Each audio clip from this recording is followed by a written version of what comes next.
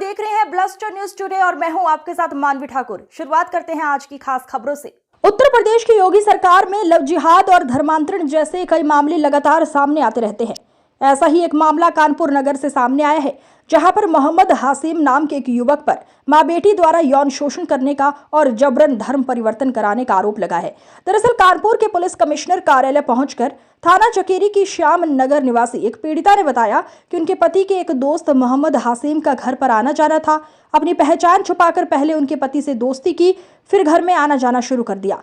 एक दिन जब वे नहा रही थी तो वीडियो बना लिया और तब से लगातार उनके साथ यौन शोषण कर रहा है।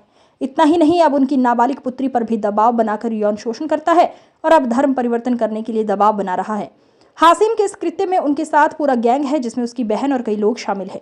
इस संबंध में पुलिस कमिश्नरेट की additional CP crime Vipin Mishra ने बताया कि एक महिला जो कि महोबा की रहने वाली है और हाल ही में कानपुर के श्यामनगर में किराए के मकान में रह रही है, उसको एक मुस्लिम युवक कानपुर ले आया था। महिला के 3 बच्चे हैं। महिला ने उसके खिलाफ यौन शोषण और धर्म परिवर्तन करने का आरोप लगाया है, जिसके आधार पर मुकदमा पंजीकृत कार्यवाही की जाएगी। जी बताएं, शुरू से देखना हुई आपके साथ। मैं कानपुर में हूँ इतनी टाइम। हाँ, क्या हुआ? कमिश्नर ऑफिस में। जी, क्या घटना हुई आपके साथ मैडम? मेरे साथ लव जिहाद हुआ है। किसने किया है? हसीम मोहम्मद। कैसे आप उनके संपर्क में, कैसे हुआ ये मामला? वो मेरे हस्बैंड से संबंध थे, आते जाते रहते थे। मेरे घर के बाहर बाथरूम है, तो मैं नहा रही थी, बाहर कुर्सी में बैठे थे। उन्होंने वीडियो शूट कर लिया और वही वीडियो दिखा के मुझे ब्लैकमेल किया और काफ़ी बार मुझसे संबंध बनाए हैं ज़बरदस्ती। जब मैंने अपने हस्बैंड को बताया तो बोले कि अगर बताओगी उल्टा सीधा तो आग लगा दूंगा तुम्हारे घर पे। तो उन्होंने मेरी गाड़ी में आग लगा दी, मोटरसाइकिल में। फिर मुझे ज़बरदस्ती यहाँ जब मेरे हस्बैंड ने कहा कि उसके खिलाफ़ एप्लीकेशन दो, तो बोला एप्लीकेशन दोगी तो अच्छा नहीं होगा, बच्चे तुम्हारे पढ़ने जाते हैं। तो मुझे लेके यहाँ ज़बरदस्ती आ गया कानपुर। 1 साल से ज़बरदस्ती मेरे साथ कर रहा था, संबंध बना रहा था मेरे बच्चों के साथ, मेरे साथ संबंध बना रहा था और मेरे बच्चों के साथ ज़बरदस्ती मारपीट। मेरी बड़ी लड़की के ऊपर निगाहें रखना, उसके साथ लेटना। उसने बताया मम्मा मुझे इधर छुआ उधर छुआ है, और पूजा भी नहीं करने देता था, बेल्टों से मारता था। उसकी वाइफ परवीन रोजी और उसका साला सलमान शूटर, उन दोनों ने मिलकर मुझे चप्पल और बेल्टों से भी मारा है। उनकी वजह से मुझे कहीं जगह नहीं मिल रही है। और कितने लोग उनके साथ में हैं? उनकी फैमिली है, ससुराल से है और जो भी है उनके घर से हसीम मोहम्मद के। कितने बच्चे आपके? कोई धर्म परिवर्तन का दबाव आप पे जी डाला हाँ, है? धर्म परिवर्तन की। तुम बुर्का क्यों नहीं पहनती? मुझे पंडित पहनावा पसंद नहीं है। तो मैंने कहा मुझे भी टोपी पसंद नहीं है। तो बोला नहीं बुर्का पहनो। ये सब जबरदस्ती दरगाह में ले चलना, फोटो भी है। आग लगा दी मेरी बिटिया के हाथ में, पेट्रोल भी डाला उसने। कितने वर्ष की बेटी आपकी है? 11 वर्ष की। उसके संग भी शोषण कर रहा था? हाँ।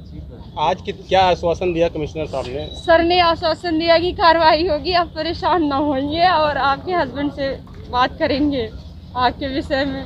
मेरे बच्चों की जिंदगी में बहुत बड़ी घटना हुई है मेरी। आज क्या मामला लेके आए थे, किस तरह से महिला को ली थी, क्या कार्रवाई आश्वासन मिला? ये कानपुर महानगर और उसके आसपास का क्षेत्र लव जिहाद का एक बड़ा गढ़ बन चुका है।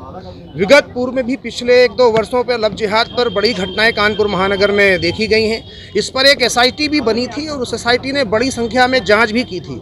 उस एसआईटी में कानपुर के तमाम नाम सामने आए थे और उन नामों के आधार पर कई जांचें हुई थी, लेकिन लव जिहाद का मामला रुका नहीं है। कानपुर फिर इसी लव जिहाद की आग में झुलसता जा रहा है। आज ये जो मामला हम यहाँ कमिश्नर महोदय कानपुर में लेकर आए हैं, ये उसी से मिलता जुलता है। हिंदू परिवारों में कभी ये जाते हैं, आपस में बातचीत करते हैं, धीरे धीरे उनको बहलाकर फुसलाकर और तमाम तरीकों का प्रलोभन देकर उनके घर में उनकी दयनीय दशा दिखाकर उनको अच्छे अच्छे रेस्टोरेंट में भोजन कराना या इस प्रकार आगे लुभावने सपने दिखाकर उनको बहलाने का काम करते हैं। मोहम्मद हासिम ने भी इस महिला के साथ यही काम किया पिछले 1 वर्ष से अवैध तरीके से कानपुर में, जिसमें आईडी भी उसने फर्जी बनाई। एक फर्जी आईडी का भी प्रकरण इसमें आया, जिसने यहाँ पर फर्जी आईडी पर मकान लिया और यहाँ पर उसके 3 बच्चे थे, 2 बेटियाँ और 1 बेटी। बेटी जो माइनर थी उसके साथ भी उसने अवैध संबंध और अनैतिक कृत्य करने का प्रयास किया और जो महिला है उसके साथ वो लगातार कर ही रहा था। इसमें उसका साला, उसका परिवार सारा सपोर्टिव था और मज़ारों पर, मदरसों पर ले जाना और सोची समझी रणनीति के तहत ये काम काम करना, तो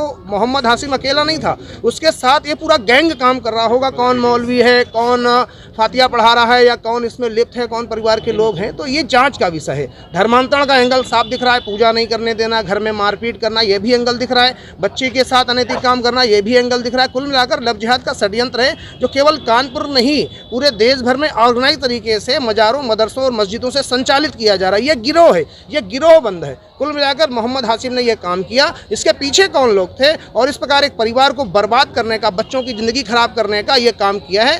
पुलिस कमिश्नर महोदय से हम लोगों ने मांग की है कि उन पर उचित कार्रवाई किया जाए और इस पर एक जांच कमेटी बनाकर इसकी जांच भी की जाए। क्या आश्वासन दिया हुआ है? उन्होंने भी आश्वासन दिया है कि इस पर गंभीर धारा में मुकदमा दर्ज किया जाएगा और वो पूरी तरीके से इस मामले में पीड़िता के साथ खड़े हैं। प्रशासन और प्रशासन पूरी मदद करने का आश्वासन दे रहा है। लास्ट सवाल ये है कि आए दिन लव जिहाद के मामले हो रहे हैं, बजरंग दल के लोग, कई लोग महिलाओं को बचाते हैं, आखिर मतलब ये पुलिस इन पर लगाम क्यों नहीं लगा पा रही है? कुल मिलाकर जो कानून है, लव जिहाद का कानून बहुत लचर है। बीच में एक लव जिहाद का कानून बना था, लेकिन उस पर कोई फर्क नहीं पड़ रहा है। इससे उनके हौसले और भी बुलंद होते जा रहे हैं। जब तक समाज में कानून के द्वारा नजीर नहीं प्रस्तुत की जाएगी, दंड नहीं मिलेगा, तब तक दोषियों के हौसले कम नहीं होंगे। ये लगातार निरंतर बढ़ता रहेगा। इसमें कानून का कठोरता से पालन करना चाहिए और समय रहते हुए जो दोषी है उस पर कार्रवाई करनी चाहिए। उसने आईडी बना ली, फर्जी आईडी बनाई है, उसको उसी गंभीर धाराओं में मुकदमा दर्ज करके जेल भेजना चाहिए। साथ में ये आर्टिकल 21 का वायलेशन है, जो कि हिंदुओं का अधिकार, हिंदू इस देश में 2 दर्जे का नागरिक बन चुका है, 2 दर्जे का शहरी बन चुका है। सरकार यह चाहती है, यह अंतर्राष्ट्रीय जिहादी षड्यंत्र है जिसमें यह बताया जा रहा है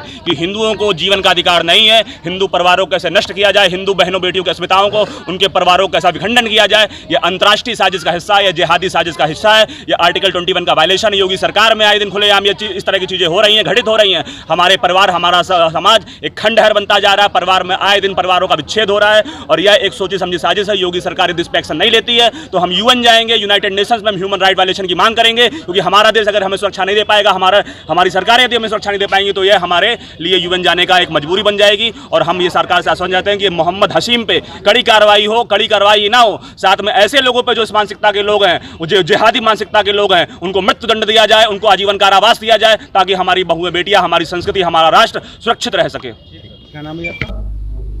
ये महोबा की एक महिला हैं जिनके 3 बच्चे हैं और ये यहाँ एक मुस्लिम युवक के साथ उसके प्रलोभन में अपने पति का परित्याग करके आई हुई थी और उसके साथ लिव इन में रह रही थी। बाद में इन दोनों में कुछ खटपट हुई और उसके बाद से उन्होंने एक तहरीर दी है कि ये लोग मेरा धर्म परिवर्तन कराने का प्रयास कर रहे थे, साथ ही मेरे साथ भी इन्होंने यौन शोषण किया और इनकी बच्ची के साथ भी कराने का प्रयास किया। इनकी तहरीर पर अभियोग पंजीकृत किया जा रहा है। जो भी विवेचना में आएगा उसके हिसाब से विधि सम्मत कार्रवाई सुनिश्चित की जाएगी।